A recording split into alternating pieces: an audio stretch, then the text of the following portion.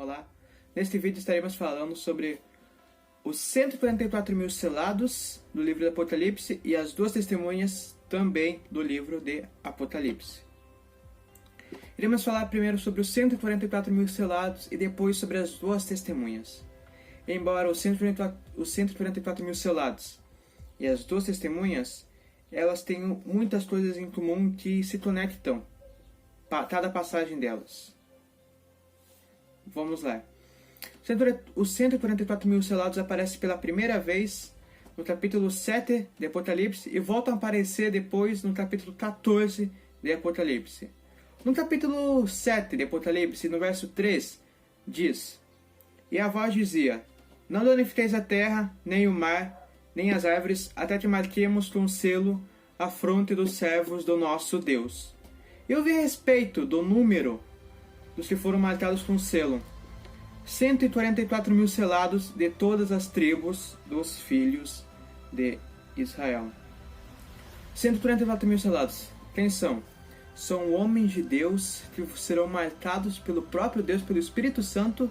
Ou melhor, Deus irá mandar os seus anjos para que marquem o selo do Espírito Santo, para que não morram e para que proclamem o seu evangelho ao redor do mundo na grande tribulação.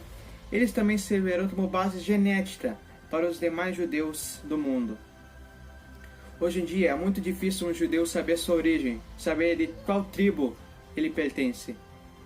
Mas, na grande tribulação, os selados ajudarão essas pessoas que não sabem a identificar as suas tribos e irão ajudá-las também a voltar para a Terra Santa, a Terra de Israel, a Cidade Santa, a Cidade de Jerusalém. Essa é a função principal dos 144 mil selados na grande tribulação. Já no reino milenar, elas ficarão responsáveis também de pregar o evangelho para todo mundo, porque tem muitas nações ainda que ainda não ouviram a palavra de Deus. Muito provavelmente tem muitas nações na grande tribulação não irão conhecer o anticristo, não irão saber que o anticristo existiu. Países fechados como Coreia do Norte, por exemplo, não saberão nada disso, estarão isolados de todos. Aí os 144 mil selados no milênio irão pregar para essas nações que não tiveram oportunidade de conhecer Jesus, ou porque ficaram muito isoladas do mundo, fechadas sem conhecimento algum. Esses 144 mil irão pregar para todo o milênio. Continuando. Eles são 12 mil de cada tribo de Israel. No capítulo 7, versos 5 ao 8 de Apocalipse, fala de todas as tribos que esses selados são. E se os irmãos lerem exatamente, eu não vou ler porque eu não quero perder muito tempo, mas se os irmãos lerem, estará faltando duas tribos principais que não estão aqui. Eu não digo principais, mas em tribos importantes, porque todas as tribos de Israel são muito importantes. Quais tribos são essas? A tribo de Dan e a tribo de Efraim não constam nas escrituras. Mas por que elas não estão aqui? Existem muitas teorias a respeito porque a tribo de Dan e Efraim não estão aqui. Uma é que Dan e Efraim foram deserdadas, ou melhor dizendo, que a tribo de Dan, ou melhor, a tribo de Efraim representa a tribo de José, que está escrito aqui. Uma outra curiosidade também é que até aqui não existia nenhuma tribo de José. Deus abençoou José com duas tribos, a tribo de Manassés e a tribo de Efraim, para os seus descendentes. Já ele não relevou nenhuma tribo com seu nome. Mas as duas tribos que ele ganhou levaram o nome dos seus filhos, Manassés e Efraim. Nem aparece aqui a tribo de José. Muitos perguntam que aqui pode ser a tribo de Efraim e botaram o nome de José. Mas em nenhum lugar da Bíblia fala sobre a tribo de José para associar à tribo de Efraim. Sempre falam a tribo de Efraim. Às vezes a Bíblia cita a casa de José. Mas quando ela cita a casa de José, ela está se referindo a Efraim e também a Manassés. Ou seja, não faz muito sentido eles estarem associando Efraim a essa tribo de José. Mas onde estão essas duas tribos? Muitas pessoas estimulam dizendo que a tribo de Dan, principalmente, foi excluída, ou seja, foi deserdada por causa da sua idolatria. Bom, não acredito muito nessa teoria, porque a tribo de Dan foi idólatra sim, foi uma tribo bastante rigorosa, bastante idólatra. Ela fazia guerra também, ela era uma tribo de guerreiros de guerra. Porém, não acredito, porque a tribo de Dan, assim como todas as demais tribos, formam Israel. E a palavra de Deus diz em vários momentos que todo Israel será salvo. Um exemplo disso é lá no livro de Romanos, no capítulo 11 e no verso 26, que diz que toda a casa de Israel será salva. Toda. Ali não diz todo Israel menos a tribo de Dan ou a tribo de Efraim. Não. Toda Israel será salva, sem exceção. Então, por que a tribo de Dan e Efraim não consta a ti?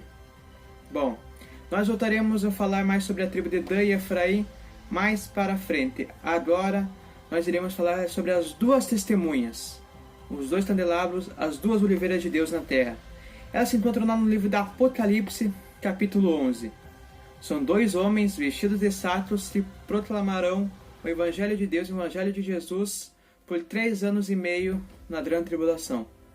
Muitos comentam se é na primeira parte da grande tribulação ou se é na segunda parte da grande tribulação, os 3 anos e meio finais, que é os 3 anos e meio piores de todos.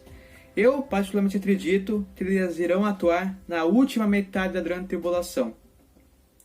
Eu acredito, essa é uma interpretação minha lendo a Bíblia, e muitas outras pessoas também acreditam nisso. Muito bem, uma pergunta muito estimulada para muitos. O que as duas testemunhas irão fazer? As duas testemunhas irão pregar o Evangelho, irão fazer prodígios e maravilhas no nome de Deus, para ver se assim as pessoas se convertem e se entregam a Jesus Cristo. Porque nesse tempo, o falso profeta, conhecido no Apocalipse como a segunda besta também estará fazendo prodígios e maravilhas no nome de Satanás, para enganar os homens da terra a aceitarem a marca da besta. Por isso que as duas testemunhas serão inimigas mortais do falso profeta. Ele tentará matar as duas testemunhas de várias maneiras, mas não vai conseguir. Porque as duas testemunhas vão morrer, mas só vão morrer no tempo determinado que Deus determinou. Uma outra pergunta bem frequente é: quem são as duas testemunhas de Israel? Porque a Bíblia não deixa indícios. Ali só fala sobre as duas testemunhas, mas não fala nome, não fala nada. Muitos associam como Elias e Moisés, ou Elias e Enoque. A maioria acredita que seja Elias e Enoque pelo simples fato de que eles não morreram pela parte física, não passaram pela morte. Ou seja, eles precisam voltar para a terra para morrer. Bom, eles usam também como argumento Hebreus capítulo 9, verso 27, que diz que todo homem tem que morrer, necessário morrer uma vez para depois vir o juízo. Porém, o morrer de Deus é diferente do morrer de nós. Porque quando Deus estimula a morte própria que nós conhecemos hoje, ele geralmente usa palavras como dormiu dos seus pais, ou ele dormiu no Senhor, ou simplesmente ele dormiu. Ele geralmente usa a morte na Bíblia é referente a morte espiritual, morte, separação com Deus, ou morte material, como assim, morte onde você se separa desse mundo e você nasce para a eternidade. Ou seja, quando o seu corpo deixa de ser um corpo material, morre completamente para o sistema desse mundo e nasce para a eternidade. E é assim que vai acontecer com nós, irmãos. No dia do grande arrebatamento da igreja, quando nós fomos transformados e levados até o céu pelo Espírito Santo de Deus, nós iremos ter um corpo transformado. Naquele momento, nós iremos morrer para o mundo. Não necessariamente morrer como nós conhecemos, mas morrer do ponto de vista espiritual. Nós iremos morrer para este mundo e teremos o corpo transformado e nunca mais precisaremos nos preocupar com as coisas deste mundo. É isso que a palavra de Deus quer dizer com morrer. E foi exatamente o que aconteceu com Enoque e Elias. Eles morreram para este mundo para nunca mais voltar e nasceram para a eternidade, sem necessariamente ter passado pela morte com a qual nós conhecemos.